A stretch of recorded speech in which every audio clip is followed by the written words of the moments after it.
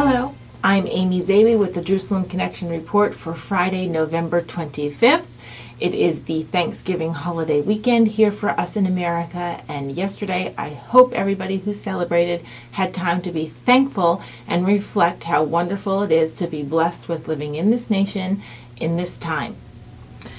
I want to continue our discussion about what's going on college campuses and within other groups around the world regarding BDS activities, that is boycott, divest, and sanction both the state of Israel, Israelis abroad, and Jewish people in general. Last week I expressed a story about what happened to Caroline Glick, prolific writer and speaker and friend of Israel, Israeli American, who's just so outspoken for the existential existence of Israel, as well as its right to defend itself and policies that will lead to a lasting peace.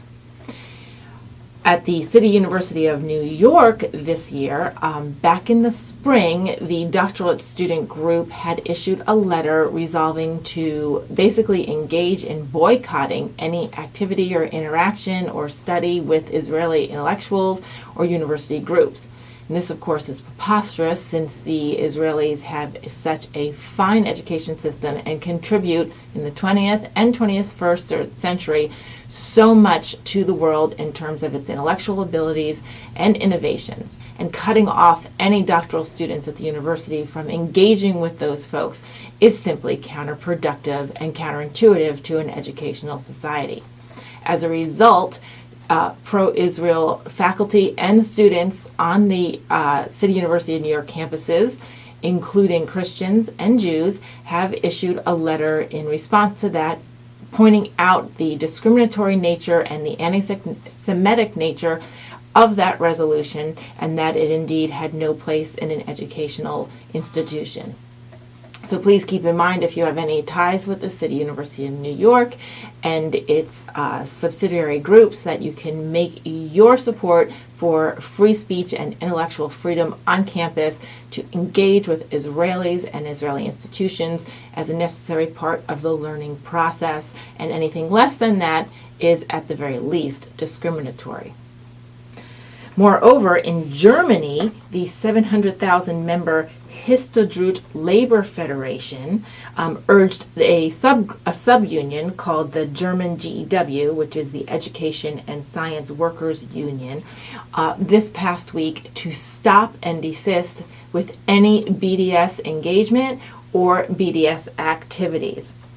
And because as a result, it is an attack on Israel and does not focus on the advancing of any conditions for Palestinian and Israeli workers. The Histadrut Federation has publicly stated that the BDS phenomenon contradicts any belief in the ideology of the GEW. It also claimed it is counterproductive, harms innocent Israeli and Palestinian workers, and its goal is to delegitimize and demonize Israel and Israeli organizations, which by definition would make it anti-Semitic. The teachers union branch of the GEW is based in the city of Olenburg, and it had launched boycott, divest, sanctions campaigns targeting Israel just this past September. This particular branch has 1,200 members. So I am excited to see that the 700-member parent group has identified with specificity the actions of this subgroup. What makes me nervous is that it's educators, that their actions are not in line with the ideals of the organization as a whole.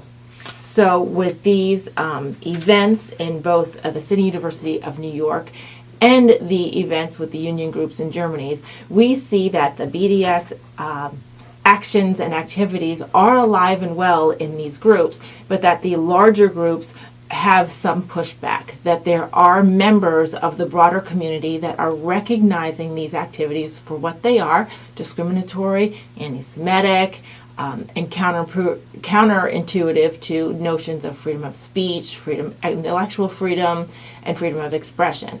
So there is this constant rise up of anti-Israel sentiments, and thankfully, because of people like you and clear-thinking people around the world, it is being recognized, and there's a pushback. Different levels of pushback, but a pushback nonetheless. And for this, I am very thankful that we are diligent and vigilant to look out for these activities that are bubbling up, and that there are voices that will stand up against them. And it is our job to either be that voice or support those voices wherever we can. Shavua Tov. Have a great week. Shabbat Shalom.